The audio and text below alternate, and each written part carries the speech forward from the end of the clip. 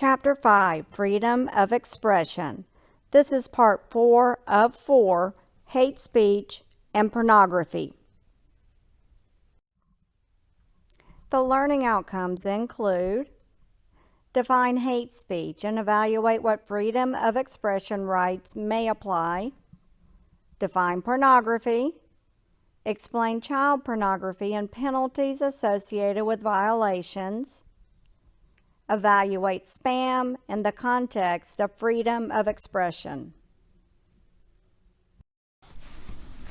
Hate speech is a term you've probably heard before. In the U.S., it's somewhat difficult to define hate speech because we do allow freedom of expression, freedom of speech. Hate speech has to be something persistent, malicious, harassing, aimed at a particular person because of their gender, their sexual orientation, their race, whatever it might be.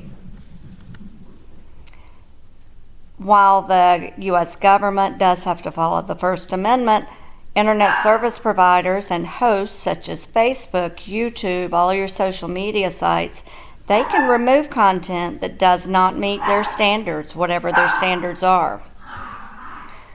Public schools and universities, being agents of the government, follow First Amendment, although you're still going to have codes of conduct that you have to follow, much like you have to follow here at KSU.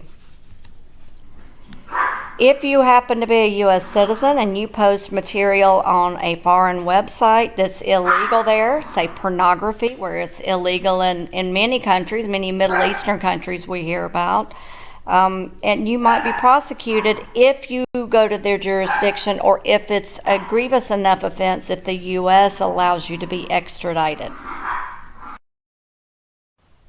Pornography means different things to different people. Obviously, it's a very difficult concept to define.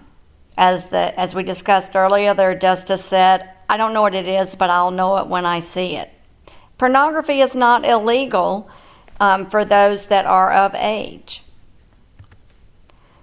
The courts can't agree what even pornography is and whether they should use local, county, state, city, regional, national community standards. Then comes the problem of defining those community standards, and there's never complete consensus within a community or a group. The groups we belong to, we all belong to multiple tribes. We belong to people based on where we go to school, where we work, who we are, who our family is, our culture, etc. We belong to many different groups or tribes. The standards among those groups may not be consistent. Within an organization, companies have to take reasonable steps to prevent pornography if it's explicitly outlined in their code of conduct. So they need to establish an acceptable use policy that says you can't do this or you can do this. There are times people are doing research on pornography and they may need to visit sites. There could be health department reasons for visiting, trying to get pornography actors that have a sexually transmitted disease and you're trying to stop the spread of it. So there could be valid reasons, but they have to be clearly outlined. Those that violate the policy must then be punished in some way. A law without any enforcement or any repercussions is no good. And companies can set their own acceptable use guidelines. When children are involved, the penalties are high. Possession of child pornography is a federal crime and is punishable by up to 5 years in prison per incident. Some states require those who repair or maintain computers to turn in customers who have child pornography on their computers. If they don't turn in the customers, they could face penalties for conspiracy and/or possession of child pornography. This is one area where the government is clear across all party lines. Child pornography is illegal and will be punished. There are some gray areas. What if someone takes a legal pornographic movie and puts a child's face on an adult's body? Is it child porn or digital manipulation of legal images that isn't illegal? And what if a 15-year-old girl and a 16-year-old boy engage in sexual activity? Is that illegal? The age of consent is 16 in the state of Georgia. Or does the law protect teens in that situation through its Romeo and Juliet exception, at least in the state of Georgia? Time will tell how these issues are handled. Sexting presents interesting challenges. Sexting between adults is perfectly legal. I advise you not to do it, however. Once you share with another person, you have no further expectations of privacy. But what if it's a 15-year-old boy and a 16-year-old girl sexting? Should those situations be treated differently? Or what if a 15-year-old child sends a 16-year-old child a picture exposing private parts? Will they both be prosecuted for distribution and possession of child pornography? A few years ago, a Metro Atlanta school had an issue with child pornography and sexting. Rumor got around that a 15-year-old young lady was going to perform a sexual act on her 16-year-old boyfriend. Well, guess what all the students did? What is attached to them at all times? Their phones. So they videotaped it on their phones. Oops, they now all have child pornography on their phone. And if they shared with someone or posted online, they have now distributed child pornography. To complicate matters, some of them were 18 years old. In the end, the FBI was involved and they traced every copy of the sexual act online and removed it to the best of their ability. The students were disciplined through the school and not through law enforcement. Moral of this story: educate your kids, and they need to use care and discretion with anything they share, particularly if they share with someone else. Remember, if you share with others, you have no expectation of privacy. You can take a look at this YouTube video on the future of internet privacy for some more information. Let's look at trespass to chattel, a claim that has been extended to the digital world. Chattel is something you own.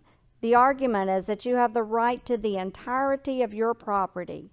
For instance, if your ranch overlaps with your neighbor's ranch, you may not want his cows to eat your grass, even if they only eat a small amount. It's your property that you could use, and even if it's a small portion, your neighbor doesn't have permission. Similarly, spammers don't have your consent to use your site to distribute numerous emails without your permission. They didn't have permission to use the company's network or bandwidth. Some harm resulted.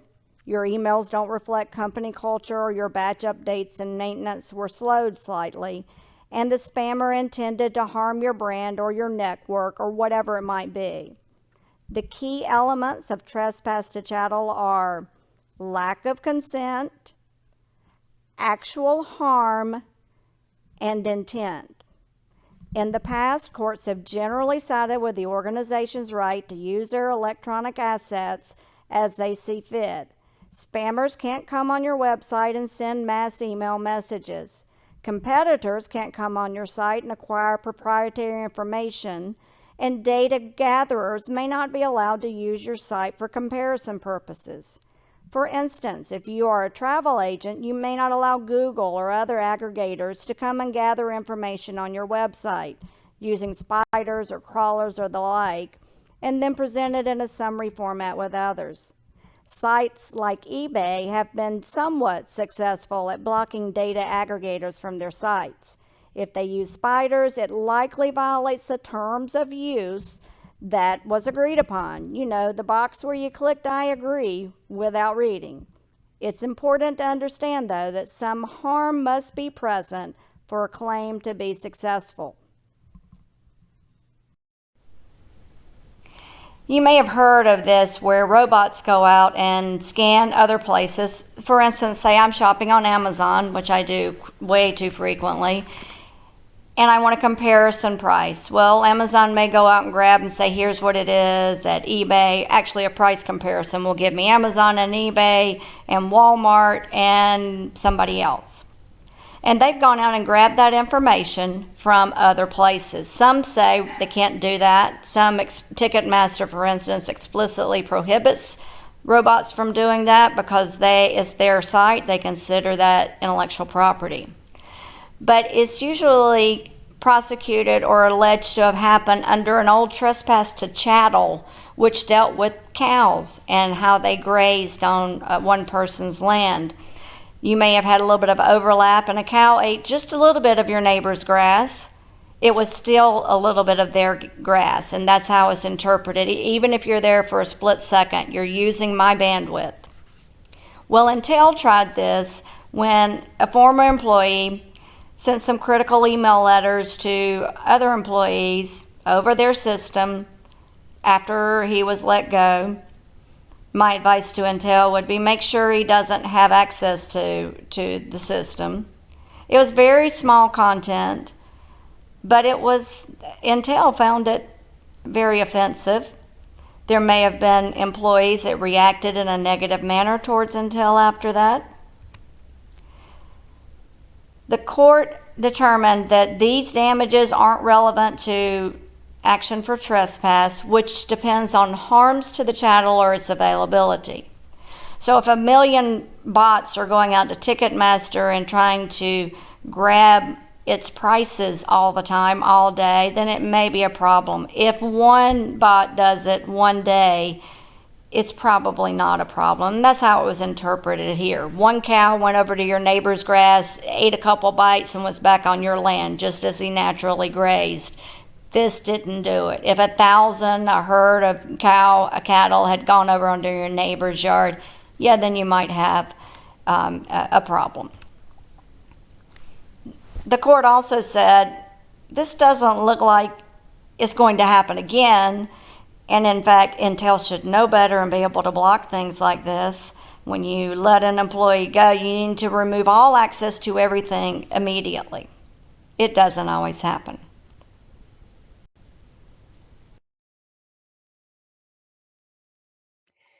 There are some federal laws that are relevant here.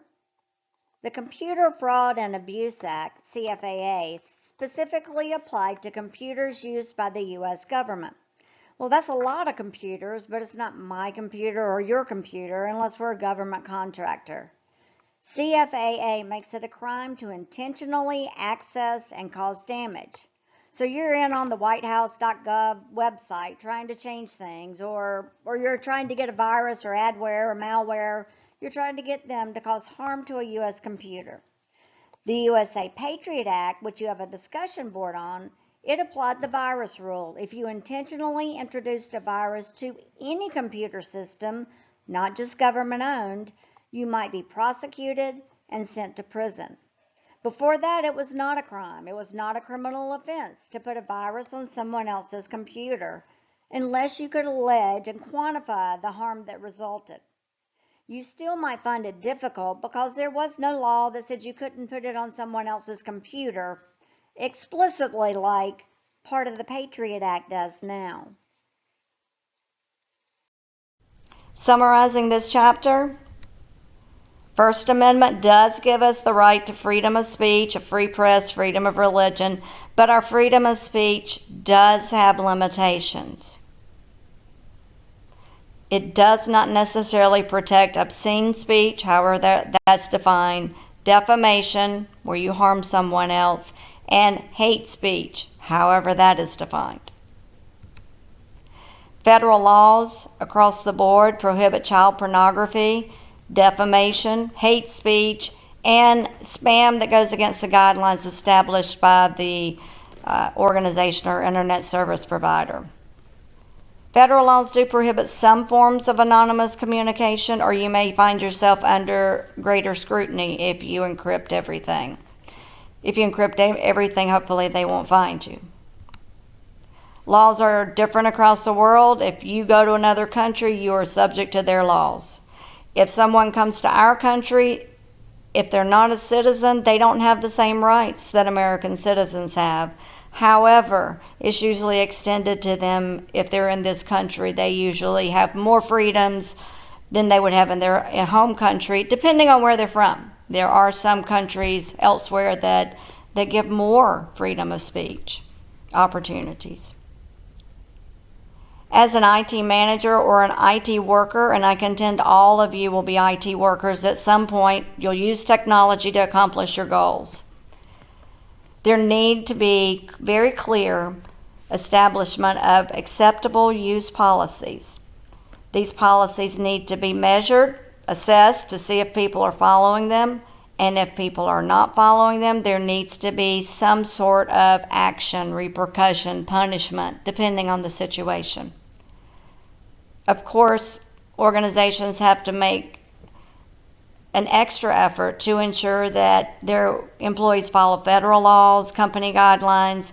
You don't want to have anyone possibly sexually harassed. But the company needs a clear, acceptable use policy. KSU has a really good one. Your organization probably does as well. I encourage you to look at those because you signed and agreed to them, or you clicked and agreed to them at some point in the past. It's good to know what you signed or what you agreed to follow. They're not a be-all and end-all, but they are one place that you can try to ensure your employees are behaving as you want them to behave.